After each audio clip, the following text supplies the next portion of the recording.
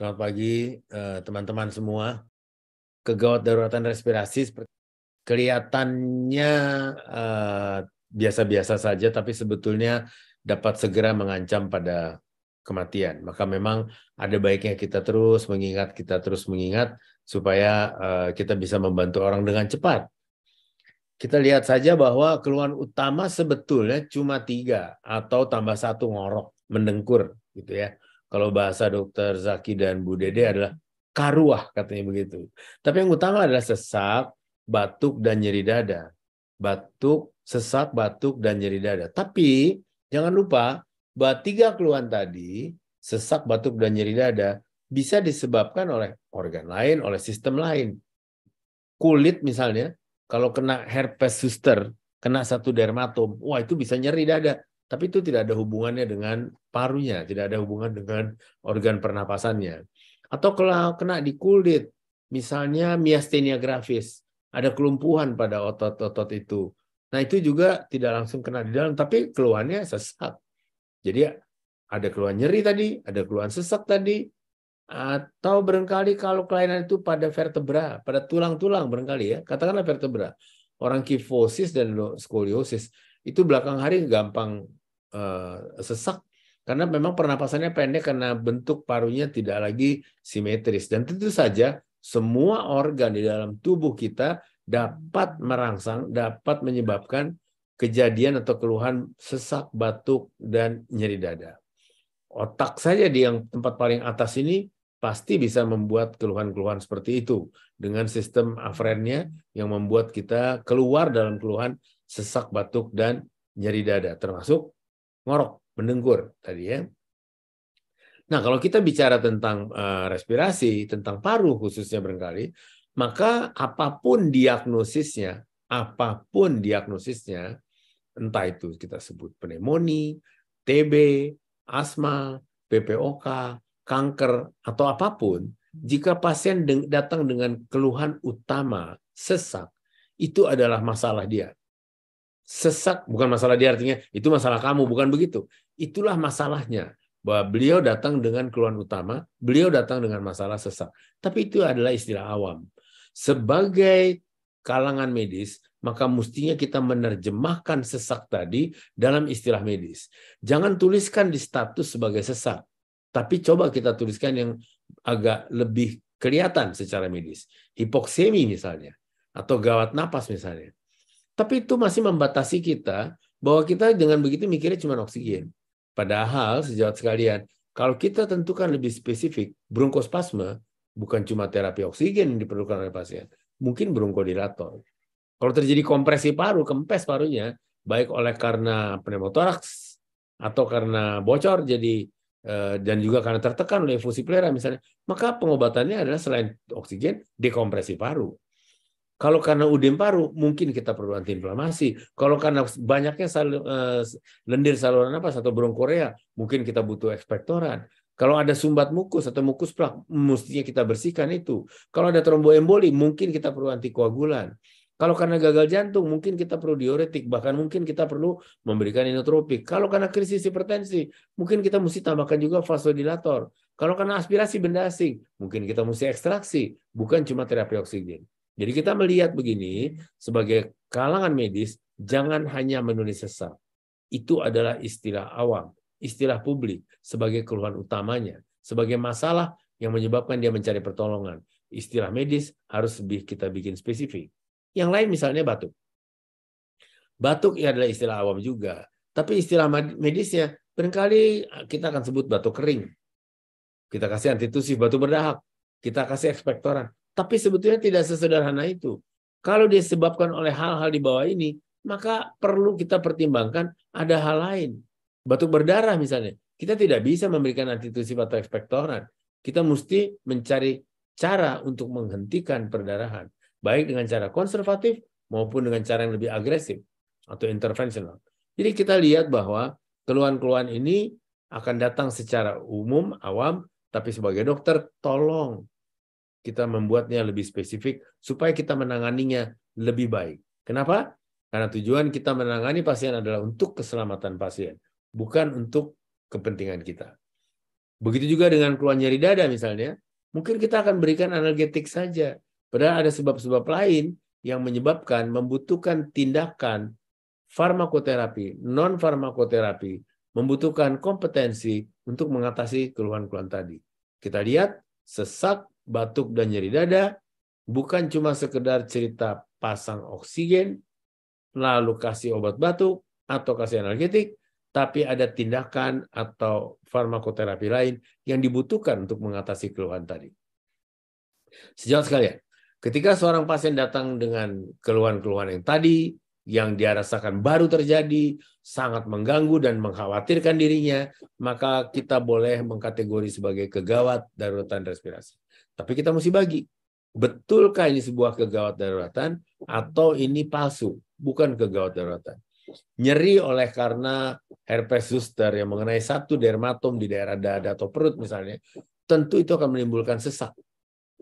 Tetapi itu bukan kegawat daruratan yang membutuhkan tindakan-tindakan respirasi yang gawat darurat.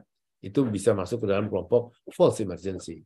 Kalau betul ada kegawat daruratan, kita mesti segera pertimbangkan. Ini kegawatan medikah, misalnya bronkospasme, misalnya udem paru, dan sebagainya. Atau ini kegawatan bedah, misalnya kompresi paru oleh karena pneumotoraks, misalnya ada benda asing di dalam sana, atau batuk darah.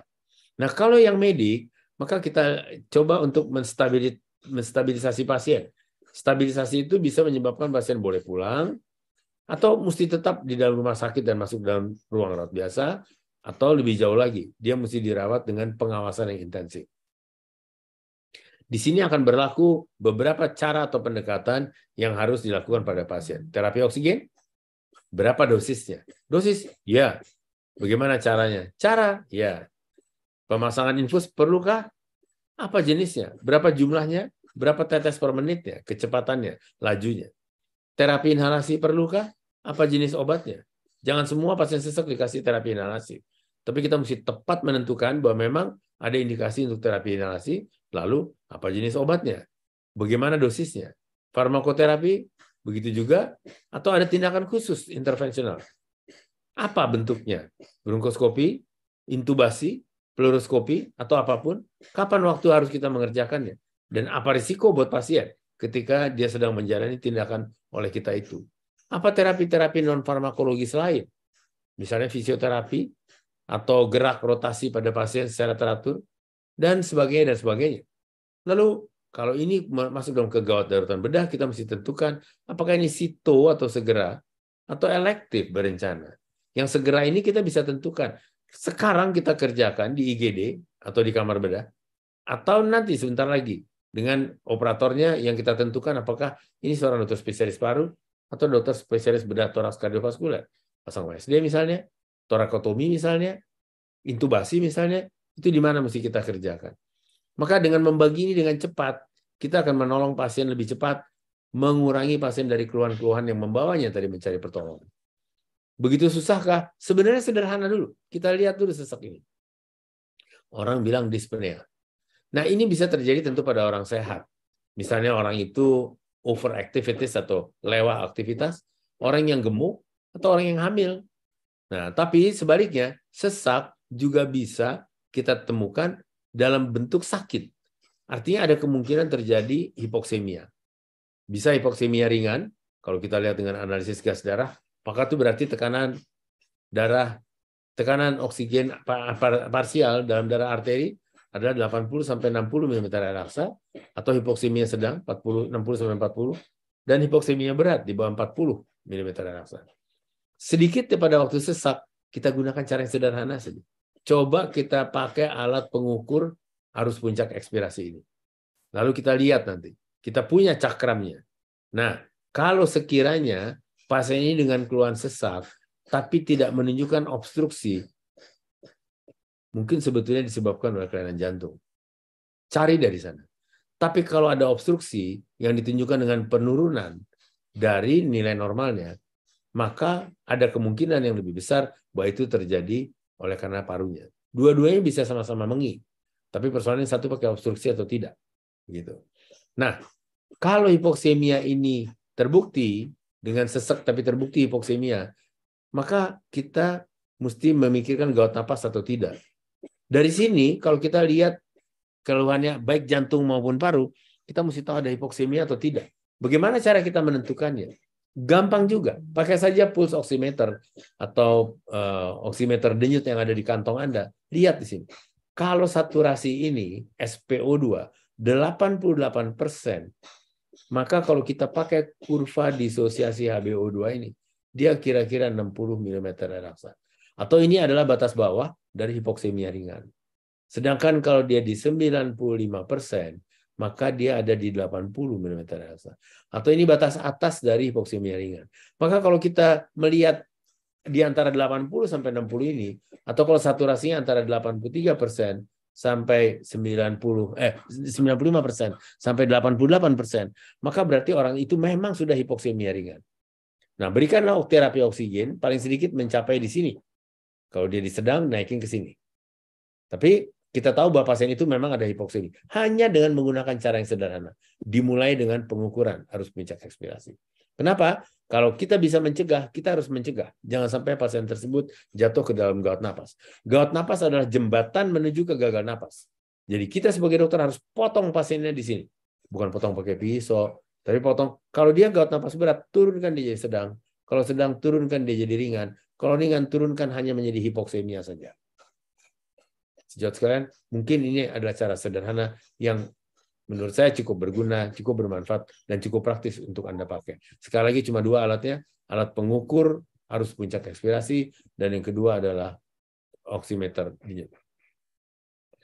Nah, ini adalah kedaruratan respirasi yang sering kita ketemukan sehari-hari. Ada 8. 1, bronkorea atau hipersekresi bronkus. Ini mungkin tidak darurat kalau kita bisa mendapatkannya dalam posisi yang masih gawat. Apa itu? Orang tua yang berbaring lama akan banyak sekret bronkusnya.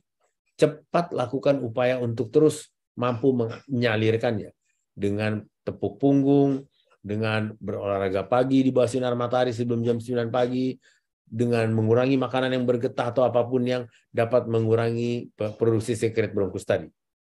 Itu bisa dilakukan dari mulai di rumah. Jangan tunggu sampai pasien di rumah sakit. Misalnya pasien-pasien dengan stroke. Banyak tuh dengan hipersekresi bronkus. Dan ujung-ujungnya pneumonia. Ujung-ujungnya gagal napas masuk ventilator. Padahal kalau kita awasi dari awal tentang kejadian bronkorea, mestinya tidak perlu. Yang kedua, tersedak aspirasi. Nah, sejawat jangan lupa kita makin sering sekarang kejadian patahan bumi, kejadian tsunami. Maka aspirasi akan sering. Begitu ada aspirasi, tindakan kita pertama tentu adalah perasat Heimlich, baik pada anak maupun pada orang dewasa. Dan kita coba supaya saluran napasnya tetap bersih. Minimal jangan menjadi infeksi. Yang lebih berat jangan menjadi obstruksi. Dan yang paling berat jangan terjadi asfiksi. Lakukan dengan segera tindakan-tindakan itu. Yang berikutnya adalah tenggelam. Tenggelam ini lebih lagi kejadian-kejadian pada tsunami akan lebih mudah untuk menyebabkan kejadian tenggelam. Orang di kolam renang sekarang jarang yang tenggelam. Tapi yang sehari-hari di darat bisa tiba-tiba tenggelam gara-gara tsunami. Bronkospasma mungkin ini Anda anggap lebih sering ketemu setelah hipersekresi, maka terapinya tentu yang pertama adalah dari mulai dia di rumah, jangan biarkan dia jatuh ke dalam kegawatan. Jadi berikan dia bronkodilator. Karena kalau dia masuk ke dalam kegawatan, sampai dia di IGD, bisa-bisa dia masuk ke dalam kedaruratan. Sehingga penanganannya jauh harus lebih agresif lagi. Batuk darah, berapapun bercak darah, harus kita anggap sebagai sebuah hal yang mengancam. Itu adalah sebuah kedaruratan. Tidak lagi gawat, tapi dia sudah darurat. Karena kedaruratan pasti mengandung kegawatan. Sedangkan kegawatan belum tentu darurat. Tapi batuk darah pastilah sebuah kedaruratan dan kegawatan. Kita ambil contoh saja sebuah botol air. Jika Anda pencet sebagai batuk, cep begitu. Kalaupun dia keluar sedikit, cuma bercak darah cuma sedikit, cuma 1 sendok teh, jangan lupa. Yang di dalam sini yang tidak keluar, mungkin masih banyak. Dan mungkin itu akan menyumbat. Jadi bercak darah pun, kita anggap sedikit pun, itu adalah ancaman yang sangat serius pada nyawa pasien. Kompresi paru bisa karena pneumotoraks, kempes dia, atau karena efusi paru, tertekan dia. Ini juga suatu hal yang tidak boleh, karena akan menjadi gangguan difusi pada pasien. Oksigen yang masuk tidak bisa dari paru masuk diteruskan ke vaskuler. Maka parunya harus didekompresi. Kembangkan parunya supaya oksigen yang masuk efektif didifusikan ke dalam vaskuler sehingga perfusi jalan dengan baik dan orang bisa beraktivitas dengan biasa. Udem paru itu bisa ARDS oleh karena sebab-sebab di paru atau jantung, atau di paru atau udem paru kardiogenik sebab jantung. Ini harus ditentukan dari awal. Itulah sebabnya kenapa kita mesti berani menentukan sebab secara medis tadi, masalah secara medis tadi, bukan dengan bahasa awam sesak. Dan tentunya sindroma vena cava superior yang akan dibahas nanti lebih dalam oleh Prof. Noni nanti di akhir. Sejauh sekalian, maka dengan demikian kita bagilah kendala napas, insufisiensi napas, gawat napas, dan gagal napas. Ini adalah titik yang paling berat karena di sini banyak sekali ancaman karena 2 dari 3 sistem respirasi sudah terganggu. Respirasi kita tahu itu dari ventilasi, difusi, dan perfusi. Gagal napas berarti 2 dari 3 ini sudah terganggu. Oleh karena itu pada saat gawat napas kita mesti cegah, kita mesti potong di sini supaya dia jangan terus jatuh ke gagal napas. Dan yang lebih baik adalah pada saat insufisiensi nafas, pasien sudah dikenal karena pada insufisiensi nafas sudah dapat terjadi gangguan ventilasi perfusi. Bronkospasme misalnya, itu sudah insufisien. Jadi kendala napas dapatlah kita katakan akan terjadi pada orang sehat, orang yang hamil, orang yang berolahraga, orang yang kegemukan barangkali. Tapi 3 kejadian bawah pastilah pada orang sakit. Kita lihat di sini tentang gawat napas. Gawat napas dapat kita bagi secara klinis. Klasifikasi klinis gawat napas. Ringan, sedang, dan berat. Bagaimanapun tetap dia gawat napas. Makanya mesti kuning, bukan hijau. Jadi walaupun dia bisa rawat jalan, tapi jangan lupa frekuensi napasnya sudah tinggi. Frekuensi napas normal adalah 12-20 kali per menit. Tapi catat itu pada orang sehat. Sementara pada orang sakit, katakanlah dia pneumonia, katakanlah dia TB, katakanlah dia abses paru, atau apapun lah, infusi pleura, atau apapun lah. Kalau pernapasannya sudah 15-20 kali per menit, dan saturasinya masih tetap di atas 95%, mungkin dia masih bisa rawat jalan. Tapi klasifikasinya sudah gawat napas ringan. Berikan penanganan yang membuat pernapasannya dapat terkendali dengan baik. Karena kalau dia sudah sedang, frekuensi napasnya 20-25 kali, orangnya masih sadar, dan saturasinya sudah turun, lihat, ini menunjukkan PaO2 80 mm air raksa tadi, dan ini menunjukkan PaO2 70 mm air raksa. Jadi dia sudah ada dalam hipoksemia ringan. Pasien ini harus dirawat walaupun dirawat di ruang rawat biasa. Sedangkan kalau dia sampai di gawat napas berat, frekuensi napasnya sudah 25-30 kali per menit, saturasinya sudah turun sampai di PaO2 60 mm air raksa. Ini sudah gawat napas berat, dapat dirawat di rumah sakit, tapi harus ruang intensif. Baik intensif yang belum pakai fasilitas ventilator, jika kesadarannya masih kompos mentis menuju apatis, tapi kalau pasiennya sudah somnolen, maka dia harus pakai ventilator dengan segera. Jangan dibiarkan dia jatuh ke dalam gagal napas atau henti napas yang sulit untuk dibantu berikutnya. Sejauh sekalian, secara sederhana saya gambarkan seperti ini. Orang sehat frekuensi napasnya dibolehkan antara 12-20 kali per menit. Dan klinisnya adalah napas normal.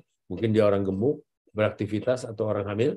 Tapi begitu dia sakit, maka 15-20 termasuk dalam klinis dyspnea ringan, sesak napas ringan, atau dalam gawat napas, dia gawat napas ringan. Ini sudah ada gangguan ventilasi. 20-25 gawat napas sedang, dan ini bisa gangguan ventilasi, bahkan sudah mungkin diikuti oleh ketidaksetimbangan ventilasi dengan perfusi.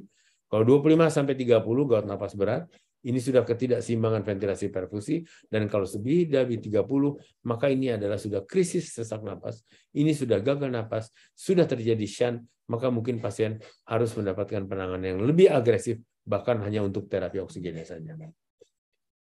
Yang berikutnya adalah bahwa terapi oksigen adalah sebuah terapi. Terapi artinya mengenal zat farmakoterapik yang mempunyai bentuk, yaitu gas, memiliki dosis, cara pemberian, efek samping. Maka oleh karena itu pemberian oksigen biasakan selalu menggunakan rumus, yang kita cari adalah fraksi. Sebutlah, jika fraksi tersebut yang kita butuhkan 40%, maka kita bisa memberikannya dikonversi jadi liter per menit, adalah 6 liter per menit buat nasal kanul. Sebut aja misalnya sekarang 50% kita perlunya. Maka 50% itu tidak bisa lagi dengan nasal kanul karena kita sudah harus memberikan dosisnya antara 5 sampai 10 liter per menit. Maka kita harus memberikannya dengan masker yang sederhana. Tapi kalau misalnya 50% itu yang rendah adalah CO2-nya, maka kita harus memberikan rebreathing. CO2 juga harus dinaikkan.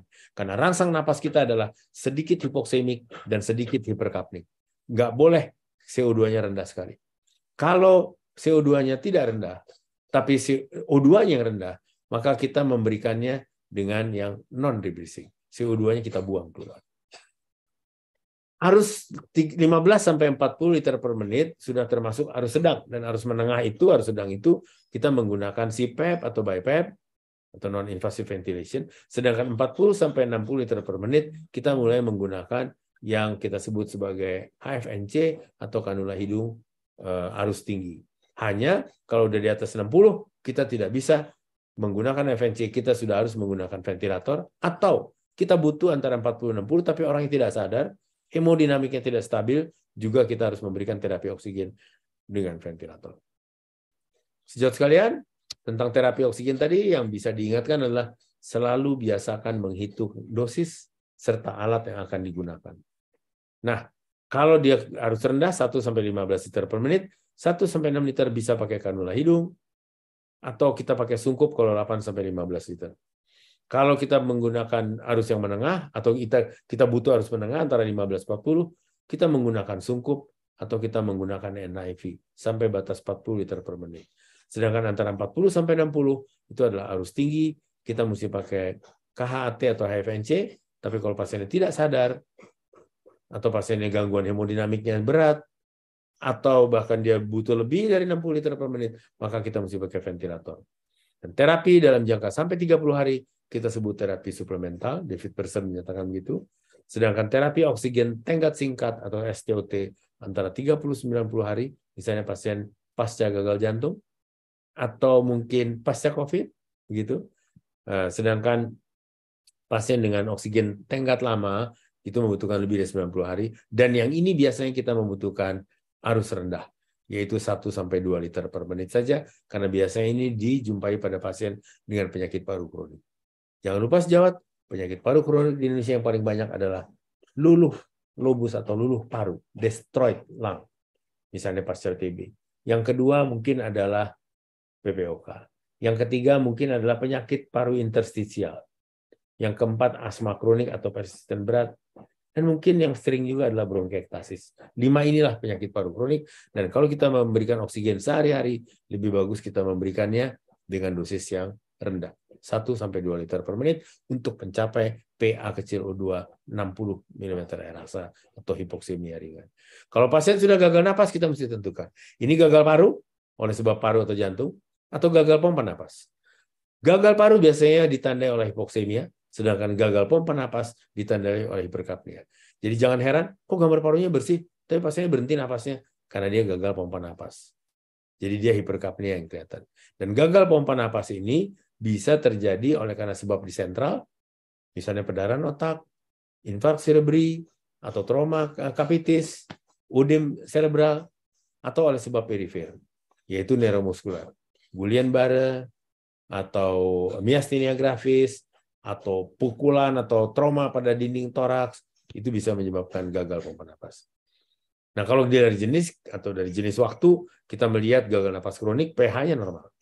Tapi dia ada hipoksemi dan hiperkapni, dan gagal napas kronik biasanya terjadi pada pasien paru kronik, kronik lung disease yang saya bilang 5 tadi. PPOK, bronkiektasis, penyakit paru interstisial, asma kronik, dan juga luluh paru.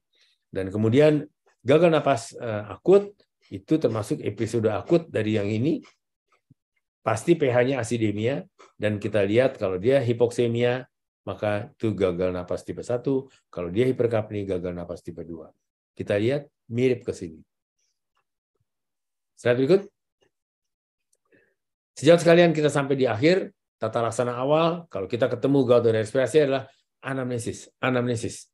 Tapi kita tahu pada pasien yang sesek atau batuk hebat, tentu susah, maka anamnesisnya juga bukan cuma auto, tapi sebisa mungkin allo anamnesis sambil berbarengan kita melakukan pemeriksaan fisik. Jangan satu-satu. Jangan anamnesis dulu sampai kenyang, ngomong, kita rapat, kita musyawarah, baru kita pemeriksaan fisik. Enggak, karena pasien datang dalam keadaan kegawat daruratan. Ya, dan kita tentukan, ini dari paru, atau dari jantung, atau dari saraf otot. 3 itu aja dulu kita tentukan. Ya. Lalu kita segera melakukan pemeriksaan penunjang. Yang pertama sebetulnya adalah APE tadi dengan pulse oximeter tadi. Cukup itu yang pertama. Tapi kalau kita mau lanjutkan, maka kita lanjutkan dengan laboratorium darah, kemudian juga dengan fototoraks, EKG, dan sebagainya. Penanganan kita yang pertama pasti terapi oksigen. Tapi jangan lupa selalu biasakan mengukur dosis sehingga kita tahu berapa arus yang kita perlukan, kita konversi alat apa yang harus kita pilih untuk penggunaan. Terapi farmakologi kita lihat tadi, jangan cuma bilang sesak, tapi kalau karena bronkospasme, pasti kita perlu bronkodilator. Kalau karena udem, pasti kita perlu antiinflamasi. Kalau karena gagal jantung, mungkin kalau gagal jantung kiri kita perlu diuretik. Kalau batuk yang hebat sekali, mungkin kita perlu opioid. Jadi jangan cuma bilang sesak, batuk, atau nyeri dada. Langsung diurai bentuk yang mana yang lebih spesifik secara medis. Yang ketiga, tentukan dan atasi atau obati penyakit dasarnya. Barulah diagnosis kita perlu. Sejauh tadi ingat, diagnosis saya kosongkan, karena apapun diagnosisnya, yang penting adalah masalahnya. Sesak, batuk, atau nyeri dada.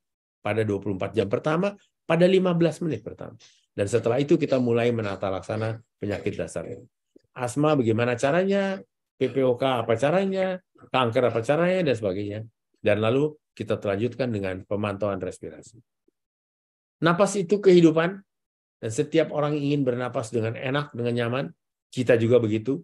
Maka kalau ada orang dengan gangguan yang sangat mengganggu, sampai bentuk gawat darurat, baik itu sesak, batuk, atau nyeri dada, maka bantulah dia. Segeralah. Dan terjemahkanlah dalam istilah medis, supaya bantuan itu bukan bantuan untuk orang awam dari orang awam, tapi bantuan untuk orang awam dari kita, orang medis, yang mengerti tentang apa permasalahannya secara medis dan menjadi benar pasien minta tolong dan menyandarkan harapannya pada kita. Anda, sejawat saya yang saya cintai. Terima kasih. Assalamualaikum warahmatullahi wabarakatuh. Waalaikumsalam warahmatullahi wabarakatuh. Terima kasih, Prof. Cukup jelas apa yang Prof sudah jelaskan kepada Bapak Ibu peserta webinar pada siang ini. Dan kita akan masuk kepada sesi pertanyaan, Prof. Ada pertanyaan pertama dari Bapak Abdul Qadir. Assalamualaikum warahmatullahi wabarakatuh. Selain fisioterapi tepuk-tepuk dada dan punggung pada kasus bronkia, apa yang harus dilakukan kepada pasiennya pasca stroke ringan? Ya, baik, terima kasih. Langsung ya Bu Dede ya. Ya, baik. langsung. Bronkorea adalah produksi berlebih pada saluran napas. Dia harus kita keluarkan. Saluran napas harus kita bersihkan. Pertama, supaya tidak mengurangi daerah oksigen masuk. Kalau ada lendir, maka tentu saluran napas yang diameternya di bronkus itu 2 cm terisi oleh lendir, sedikit masuk oksigennya. Yang kedua, tertutup tempat oksigennya masuk. Dan yang ketiga adalah basah, becek silianya, sehingga dia tidak berperan baik, maka infeksi jadi gampang. Lalu kalau dia tersumbat, karena cairan tadi menjadi kental, lengket, seperti kanji, akibatnya pasien gagal napas masuk ventilator. Jadi apa yang harus kita lakukan? Yang kita lakukan bersihkan saluran napasnya. Yang sederhana adalah secara alamiah fisioterapi. Kalau pasiennya masih bisa posisi sujud, sujudkan dia 2 atau 3 kali sehari, tepuk punggung dari mulai punggung sampai ke leher, dari kiri ke kanan, dari daerah kiri ke kanan, terus balik-balik sekitar 15-20 menit setiap hari. Masih belum bisa, maka ada lagi fisioterapi yang lebih lanjut adalah latih pasiennya batuk efektif cough. Dan pada beberapa unit rehab medik tertentu, mereka punya alatnya untuk menggetarkan dada pasien, untuk membantu pasien melatih efektif cough, batuk yang efektif. Nah, kalau perlu, baru kita mulai pakai obat. Jadi jangan obat yang lebih dahulu, tapi obat adalah untuk membantu sesudah yang alamiah kita lakukan. Dahulukan tetap yang alamiah. Nah, obat yang kita pakai tentu adalah obat-obat yang pertama mungkin ekspektoran, supaya dia bisa mengeluarkan dahak. Tapi kalau dahak yang lengket, mungkin mukolitik. Tapi jangan kasih antitusif, karena pasiennya akan tenggelam dalam lendir di saluran napasnya. Tapi kita cari juga, ada nggak yang memperberat? Misalnya, sudah keburu terjadi pneumonia, sudah keburu terjadi bronkitis akut, sehingga dia menjadi lebih banyak lagi produksinya. Maka atasi keadaan itu. Kita mesti memberikan antibakterial yang sesuai untuk itu. Dan tentu, kalau pasien itu pasien stroke, maka tangani stroke-nya. Kalau pasien itu pasien geriatri, maka selalu latih pasien itu jangan cuma dalam posisi baring. Kita mungkin enak posisinya baring terus, tapi sebetulnya berbahaya buat pasien. Gerakkan terus pasiennya. Terus latih olah gerak, sehingga kita bisa membersihkan saluran nafasnya lebih baik. Terima kasih, Bu Dede. Oke, terima kasih, Prof. Yang kedua, pertanyaan dari Ibu Mary Harita.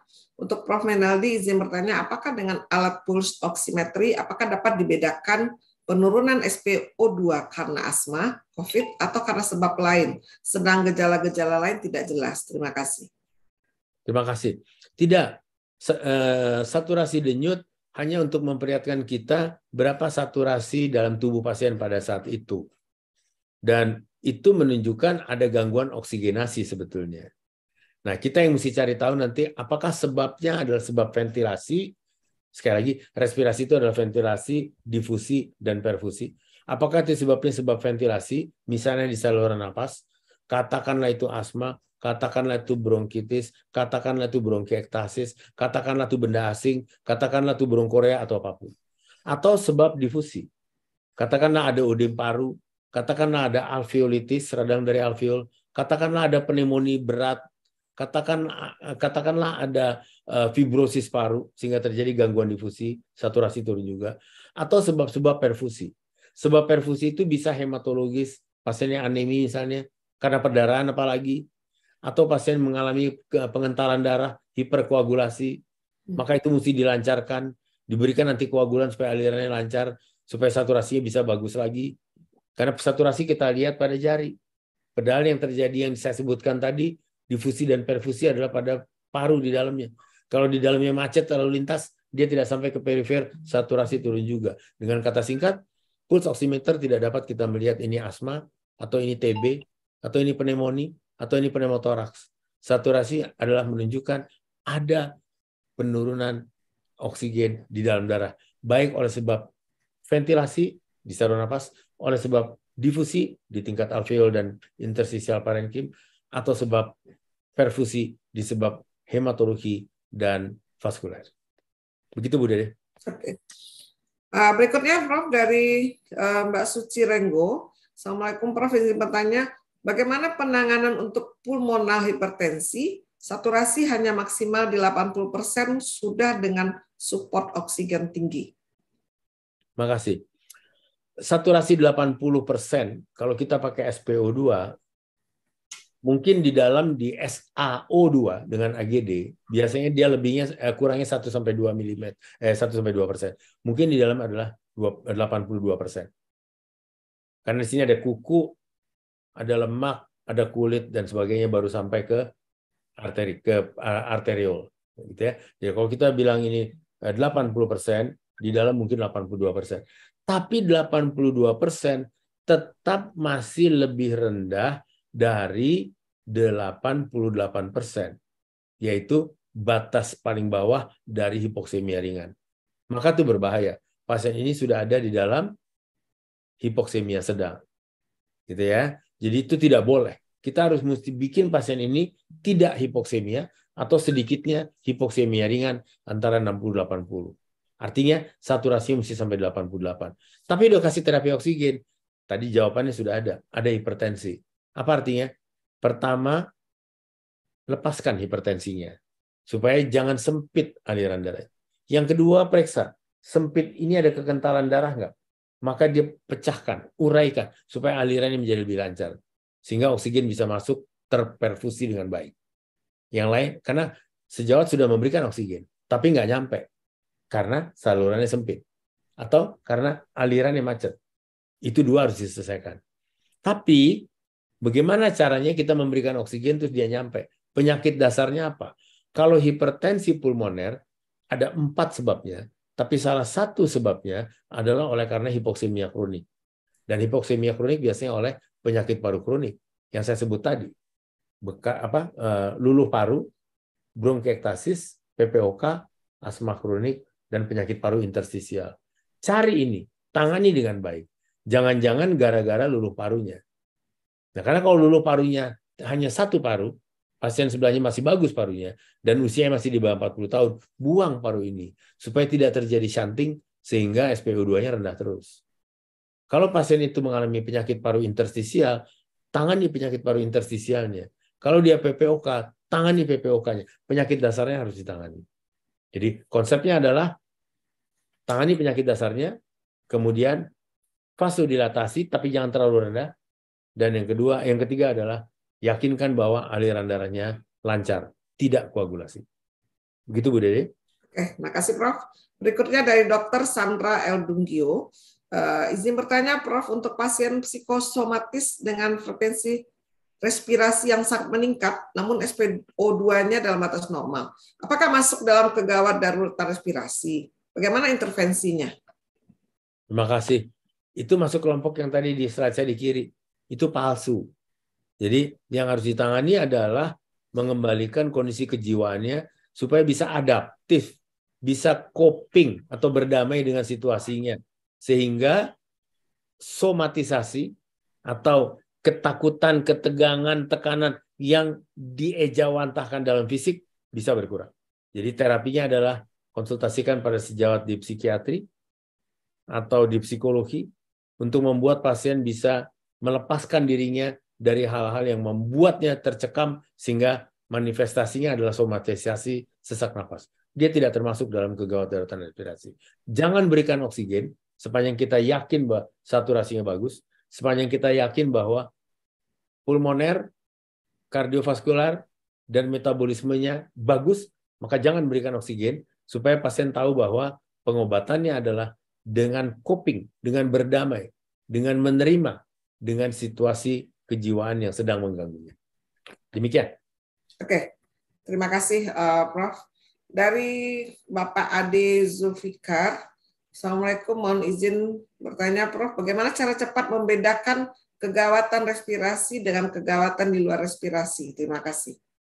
Terima kasih. Yang pertama kita bedakan dulu ini paru atau kardiovaskular. Itu aja dulu. Nah, caranya tadi pakai pengukur arus puncak ekspirasi. Pasiennya sesak, ya. Ada bengik, ya. Ekspirasinya kelihatannya terganggu, ya. Coba tiup. Kalau tidak terjadi penurunan dari nilai normalnya, tadi ada foto, ada cakramnya di sana. Nanti bisa dibagikan slide-nya ya, Bu Dede ya. Nah, kalau tidak terjadi penurunan, maka mestinya penyakitnya di kardiovaskular. Konsentrasilah apa yang terjadi pada kardiovaskularnya. Coba dinilai nadinya, frekuensi, isi, dan keteraturannya. Coba nilai tekanan darahnya. Coba tanya sebetulnya selama ini ada apa dengan kardiovaskularnya. Coba lihat foto toraksnya, periksa EKG-nya. Ada pembesaran jantung atau tidak. Lihat klinisnya, ada gagal jantung atau tidak. Ada aritmi atau tidak. Ada tanda sindrom infark miokard akut atau tidak. Begitu. Kalau tidak ada juga jantung, maka kita cari ke neuromuskular. Ada apa nih? Ini pasien miastenia gravis jangan-jangan. Atau pasien Guillain-Barré barangkali. Atau barangkali ada infark, stroke, ada udem cerebral. Tentu kita tahu dari cara bicaranya, keluhan-keluhan cerebralnya, dan sebagainya. Jadi yang pertama adalah pengukuran arus puncak ekspirasi saja dulu. Itu aja sudah akan sangat banyak membantu. Makasih. Oke, Prof, ini ada pertanyaan dari para peserta dari YouTube. Ibu Adeli Zega ingin bertanya, apakah ada obat pengecerkan dahak dan sesak? Ya, sampai dahak itu menjadi kental, yang pertama yang mesti kita lihat adalah apakah pasien ini memiliki sesuatu gangguan yang menyebabkan produksi lendirnya jadi banyak. Orang merokok misalnya. Maka kata kunci pertama stop rokoknya. Yang kedua, pekerja di dalam pabrik atau di dalam tempat yang berpolusi. Yang kata kunci pertama adalah jangan lupa pakai alat pelindung diri, masker. Gitu ya. Lalu kita lihat, apakah dia punya penyakit asma misalnya, tangani asmanya. Bronkitis kronik misalnya, tangani bronkitis kroniknya. Lalu kita lihat lagi, masih terus ada tuh lendirnya tadi. Belum kurang dengan pendekatan-pendekatan yang dua tadi. Baik, maka kita lihat, ini kental atau encer. Kalau encer, kasih ekspektorasi, boleh. Kalau kental, kasih mukolitik, boleh. Dan sepanjang kita memberikan farmakoterapi, jangan lupa, fisioterapinya, yang alamiahnya mesti lebih dahulu. Karena kita mesti membiasakan pasien-pasien kita mencoba melakukannya dengan tubuhnya dulu. Jangan menggunakan zat kimia lebih dulu, tapi menggunakan tubuhnya dulu. Yaitu melatih dia batuk efektif, melatih dia mampu untuk mendahak, gitu. Misalnya begitu. Kalau itu bisa kita latih dan membantu, itu dengan menghilangkan faktor-faktor pencetus tadi. Karena melakukan itu semua tanpa, apalagi memberikan obat zat kimia, tanpa mengenal, apalagi menghentikan faktor pencetus, jadi sia-sia. Nggak akan berhenti pekerjaan kita nanti.